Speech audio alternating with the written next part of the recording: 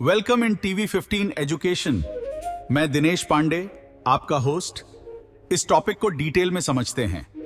Welcome in TV 15 education. मैं हूं doctor Dinesh Kumar Pandey और आज के इस खास एक्सप्लेनर में हम बात करेंगे विटामिन, विज्ञान, स्वास्थ्य और याद रखने की ट्रिक्स के बारे में।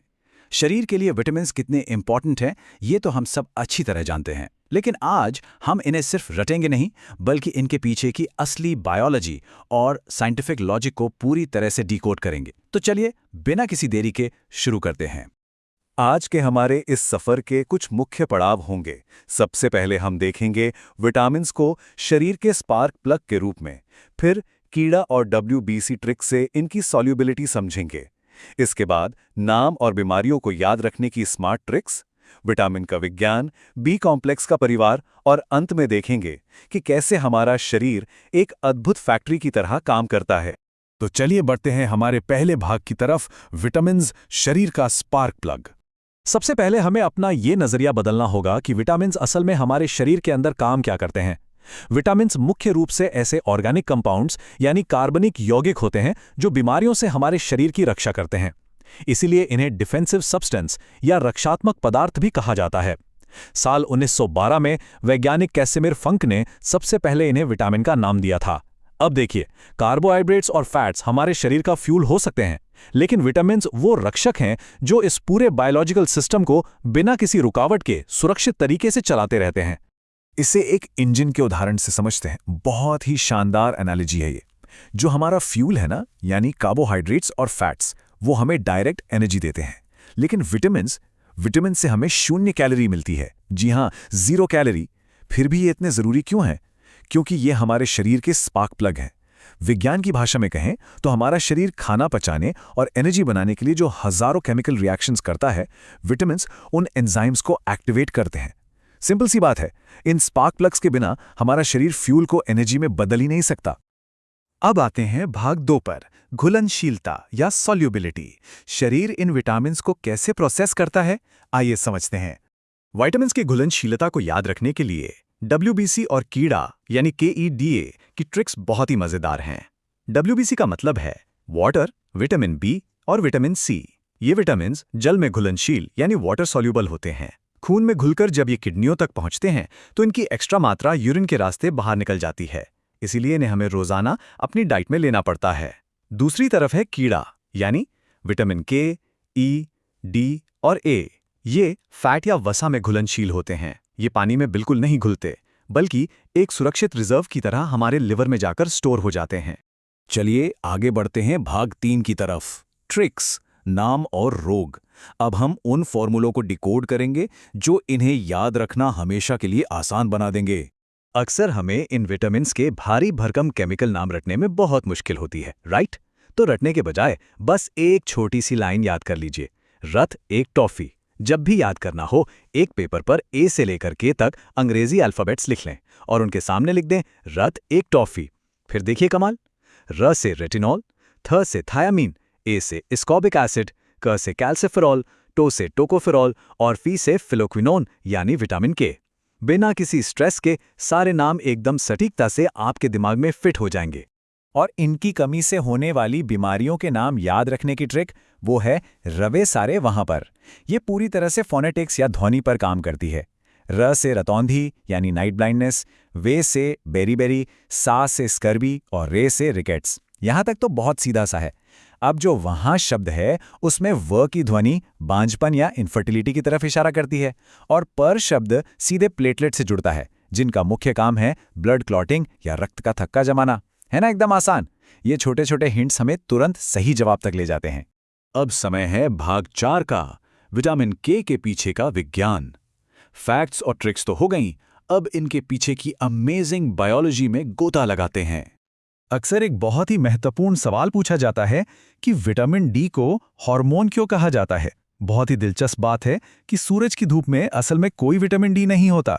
जी हां, धूप में सिर्फ अल्ट्रावायलेट B या UVB किरणें होती हैं, जब ये किरणें हमारी स्किन पर पड़ती हैं तो वो स्किन के नीचे मौजूद कोलेस्ट्रॉल को विटामिन डी में बदल देती हैं। इसके बाद ये लिवर और किडनी में जाकर एक एक्टिव हार्मोन बन जाता है जो हमारी आंतों को सीधे कमांड देता है कि भाई भोजन से सारा कैल्शियम एब्जॉर्ब कर लो। अब इस भारी भरकम मेडिकल टर्म को देखते हैं, ज़ीरोप्थैल्मिया। इसके पीछे का विज्ञान समझना बहुत जरूरी है। देखिए, विटामिन ए या रेटिनॉल का सबसे बड़ा काम है हमारी आंखों की नमी को बनाए रखना। रात में देखने के लिए रोडोप्सिन प्रोटीन तो बनाता ही है, लेकिन अगर शरीर में इसकी भारी कमी हो जाए तो आंखों की आंसू बनाने वाली ग्रंथियां यानी टीयर ग्लैंड्स काम करना ही बंद कर देती हैं। इसका नतीजा, कॉर्निया पूरी तरह सूखकर कड़क हो जाता है। आंखों की इसी खतरनाक ड्राइनेस को ज़ीरोप्थैल्मिया कहा जाता है। विटामिन सी, जिसे हम एस्कॉर्बिक एसिड भी कहते हैं, इसका मॉलिक्यूल बहुत ही नाजुक और अस्थिर होता है।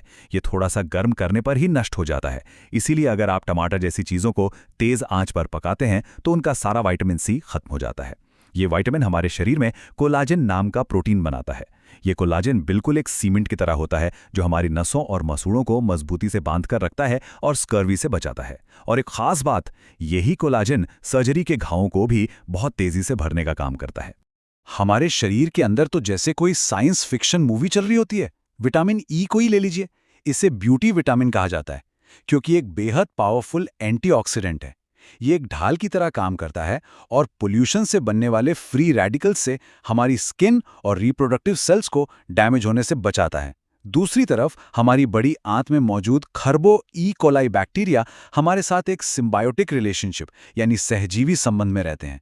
ये बैक्टीरिया हमारे शरीर के लिए विटामिन के बनाते हैं जो चोट लगने पर हमें खून बहने से बचाता है। यहाँ से हम बढ़ते हैं भाग 5 की ओर, बी कॉम्प्लेक्स का परिवार। आइए देखते हैं ये विशिष्ट समूह कैसे काम करता है। बी कॉम्प्लेक्स के सभी सदस्यों को लाइन से याद रखने की एक और शानदार ट्रिक है, थोरा न्यू पट पर बसा। B1 थायामीन से लेकर B12 साइनोकोबैलामिन तक सब कुछ इसी एक छोटी सी लाइन में छिपा है। अब एक सवाल आता है कि इन्हें एक कॉम्प्लेक्स या परिवार क्यों कहा जाता है? इसका साइंटिफिक कारण ये है कि ये सब अलग अलग ऑर्गेनिक कंपाउंड्स तो जरूर हैं, लेकिन प्राकृतिक तौर पर ये हमेशा एक ही तरह के भोजन में एक साथ पाए जाते हैं।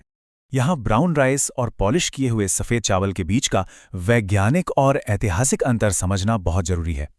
चावल की जो बाहरी भूरी परत होती है, जिसे हम चोकर या ब्रान कहते हैं, उसमें विटामिन B1 यानी थायामीन प्रचुर मात्रा में होता है। लेकिन जब चावल को चमकाने के लिए उसे पॉलिश किया जाता है तो ये न्यूट्रिशनल परत छीलकर फेंक दी जाती है। अब थायामीन हमारी नसों के लिए अत्यंत आवश्यक है और इतिहास गवाह है कि सिर्फ पॉलिश किया हुआ चावल खाने वाले लोगों में नर्व डैमेज के कारण लकवा या बेरी की बहुत गंभीर बीमारी फैल गई थी। क्या आप सोच सकते हैं कि किसी विटामिन का हमारे सपनों से कोई कनेक्शन हो सकता है? विज्ञान कहता है बिल्कुल है। विटामिन B6 हमारे ब्रेन के लिए एक सुपर फूड की तरह काम करता है। ये दिमाग में सेरोटोनिन जैसे न्यूरोट्रांसमीटर्स बनाने में अहम भूमिका निभाता है जो हमारी स्लीप साइकिल को कंट्रोल करते हैं।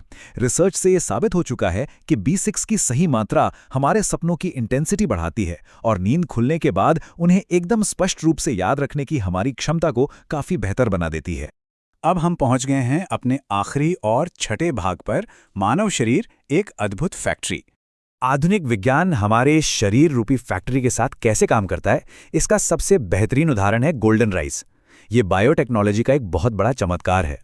हुआ यूं कि कई गरीब देशों में विटामिन ए की कमी से बच्चों में रतौंधी बहुत तेजी से फैल रही थी क्योंकि उनका मुख्य आहार सिर्फ साधारण चावल था। तब वैज्ञानिकों ने जेनेटिक इंजीनियरिंग का उपयोग करके डैफोडिल फूल और बैक्टीरिया के जीन उस साधारण चावल में डाल दिए। नतीजा, चावल के अंदर खुद ब खुद बीटा कैरोटीन बनने लगा जो शरीर में जाकर विटामिन ए बन जाता है। इस तरह विज्ञान ने एक साधारण सी फसल को बायोलॉजिकल जीवन रक्षक में बदल दिया। इस पूरी साइंटिफिक चर्चा के आखिर में मैं चाहता हूं कि हम सब इस एक गहरे विचार पर थोड़ा गौर करें। हमारा शरीर सिर्फ एक पुतला नहीं है, बल्कि एक सेल्फ सस्टेनिंग फैक्ट्री है। क्या ये बात सच में अचंभित नहीं करती? ये शरीर सूरज की रोशनी को हार्वेस्ट करके खुद एक हार्मोन में बदल सकता है, सूक्ष्म बैक्टीरिया के साथ पार्टनरशिप कर सकता है, अपना खुद का बायोलॉजिकल सीमेंट बना सकता है और यहां तक कि हमारे सपनों को भी कंट्रोल कर सकता है। प्रकृति और विज्ञान के इसी अद्भुत तालमेल को समझना ही तो असली शिक्षा है। जब हम बायोलॉजिकल फैक्ट्री की इन शानदार बारीकियों को समझ लेते हैं तो क्या विज्ञान कभी सिर्फ रटने का विषय रह जाता है? बिल्कुल नहीं। इसी विचार के साथ आज का ये एक्सप्लेनर यहीं समाप्त होता है। जुड़े रहें TV15 एजुकेशन के साथ। TV15 एजुकेशन, देखते रहिए और आगे बढ़ते रहिए। TV 15 education.